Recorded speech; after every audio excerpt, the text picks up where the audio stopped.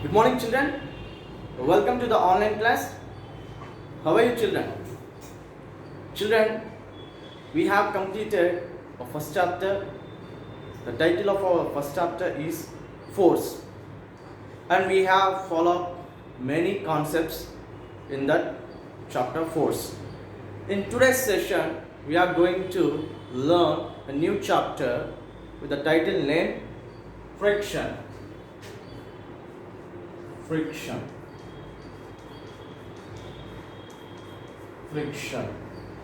Already we have just discussed a part regarding the term friction in our previous classes only. In the chapter named Force only we discussed the friction concept. But here in this chapter we are going to look very briefly into the depth. We are going to learn about friction, children. What is friction? First of all, what is a friction? Friction is the resistance. Friction is the resistance to the movement of a body. It's a resistance, children. Resistance to the movement of a body.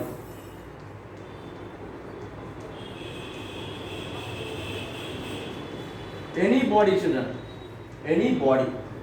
You have taken a bicycle, you are continuously pedaling for 5 minutes, children. After 5 minutes, you just left free of your pedals. You just left not pedaling yourself, children. Then you come to the rest position within seconds. Why? Because the force of friction acting on the tires of the bicycle. Okay, children, the force of friction is acting. It is resisting your bicycle tire, children. It is resisting your bicycle tire. Not only bicycle tires, any movement of a body. Okay, children, any moving vehicles, any moving body, children. So resistance to the movement of a body is considered as friction. Understand? Any body which resists, which is going to be resisted by that force, children, is regarded as friction. Okay. And children, we have discussed a number of forces in our previous class. What are some of the forces? Can you name them, children? There are two types of forces: contact force and field forces. Coming to the contact force, the third force, children, the second force we learned is a frictional force or force of friction. Okay, in today's class we are going to look at how the frictional forces acts on that any body, children, any moving body, how the frictional force is going to be act on that. We'll discuss. So children, for this, first of all, you have to assume a book, children. For suppose this is your physics textbook, class 8 physics textbook, children, and you have to keep this entire PS textbook on the horizontal surface or on the horizontal table, children. So children, keeping on over the top of the table, just gently push the book in the forward direction by keeping some force on the book, children. If you apply force, then the book acquires a larger speed, children. Within a fraction of seconds, this book acquires certain speed, children. As or no, it starts to move with very much speed. Then again after a few seconds, just 1 to 3 seconds, that's all, it comes to the rest position. Why? In the first case, it started with a certain speed, and coming after, then the next frame of second, why its speed gradually decreases, children? Why? What happens? You have applied a larger amount of force on this now, so it acquires a certain speed and it is moving, and after a few seconds again it starts to decrease its speed. It is gradually decreasing its speed, children. Children, you have to notice here, some forces are acting on this book, children. Some forces are acting on this book, and that forces caused the book to become to the halt position, to come to the halt position. We'll look right now, children. So you consider this is a horizontal table. Okay, children. On the top of this is a PS book.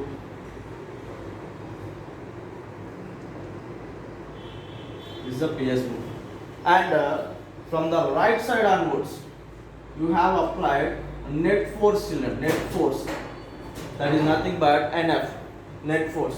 You applied certain force on that book, and that book also acquires that whatever the force you applied, and it start to move with a certain speed. Yes, it started to move with a certain speed.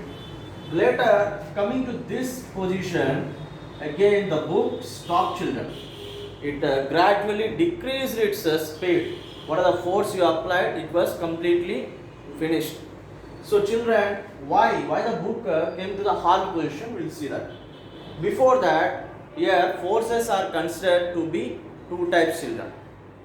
So actually there are contact and field forces. No sir, again why you are saying that two types of forces?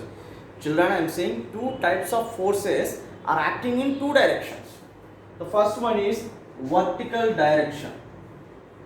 Vertical direction. Vertical direction.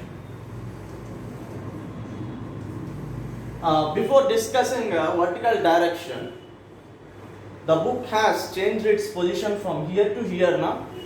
Is it a constant motion, means uniform motion, or non-uniform motion, children? Children, can you say that? Is it a uniform motion or a non-uniform motion? Children, it's a non-uniform motion, children, because it is not covering equal distances in equal intervals of time. Understand, children? You have applied a net force, and at the first frame of second it acquires a certain speed, and in the next second, toward third second, it gradually decreases its speed, children. Then here we have to consider this motion is a non-uniform motion. Non-uniform motion means covering unequal distances in equal intervals of time. You have learned in class 7, children. You have learned that the definitions of uniform motion and non-uniform motion. Non-uniform motion means covering unequal distances. Covering unequal distances in equal intervals of time, children. In equal intervals of time. Equal intervals of time. So the book has changed its position from initial to final. That is considered as non-uniform motion. Okay, coming to the point, vertical direction. In the vertical direction, there are two forces acting, children. The first one is weight. Okay, that is nothing but gravitational force. Capital W equal to mg. Nothing but gravitational force, children. Gravitational force is continuously acting on the book, children. Okay, towards the downward direction. Towards the downward direction, the gravity is acting. And children, the table is supporting the book not to fall down. What was the force applied by the gravity to give support to the book? It has to apply some force. What is that force called as? Normal force. Normal force, children. So the table, this horizontal surface of a table provides stable support to the PS textbook in order to lift that.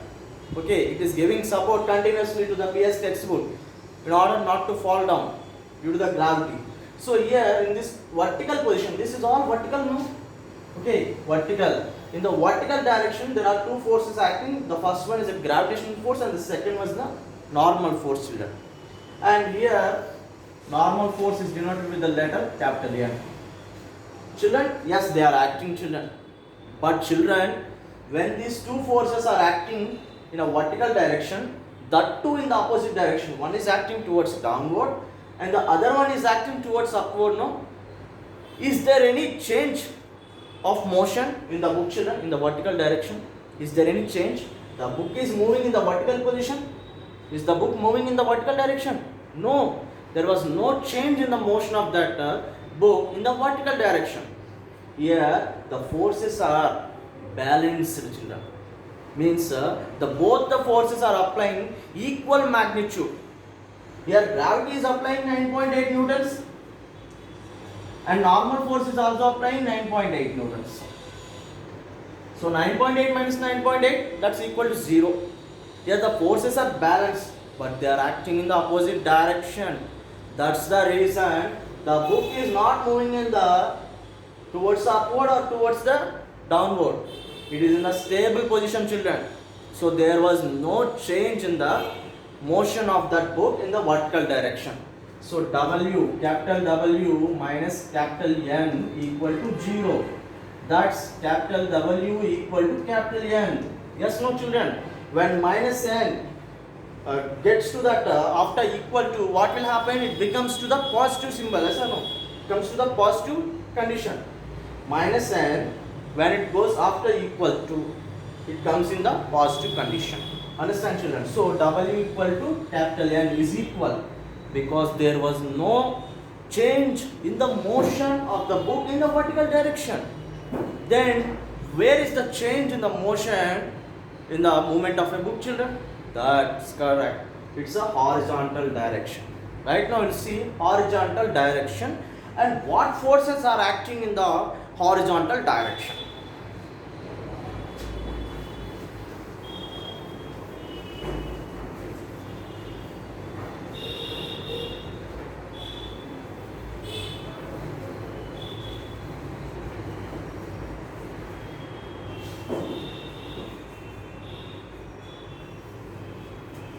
Friction should be present, children. If there is no friction, we cannot able to do any kind of activity in our day-to-day life. Even to write with the chalk piece on the blackboard, we need a friction in between this blackboard and this tip of the chalk piece. If there is no friction completely, I cannot able to write. If there is no friction between my sandals and that floor, I cannot able to stand on the floor, children.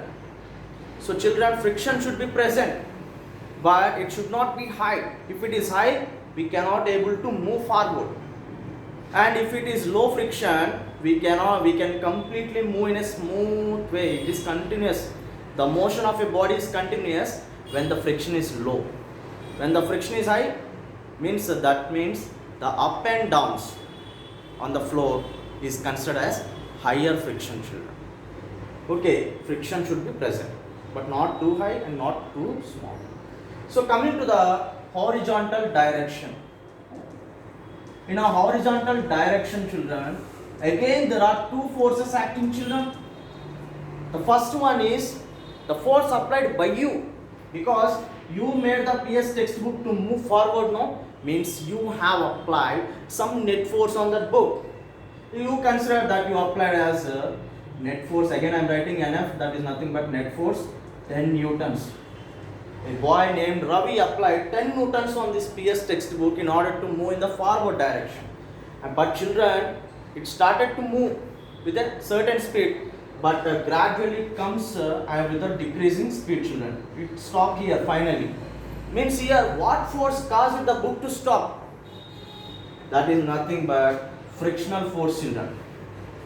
That is, so children, the frictional force is acting in the opposite direction. You are making the PS textbook to move in the forward direction, but the other force, nothing but frictional force, is acting on the PS textbook in order to move in the, it is stopping the book not to move in the forward direction. So again these two forces are acting in the opposite direction. One is from this side and one other one is from that side.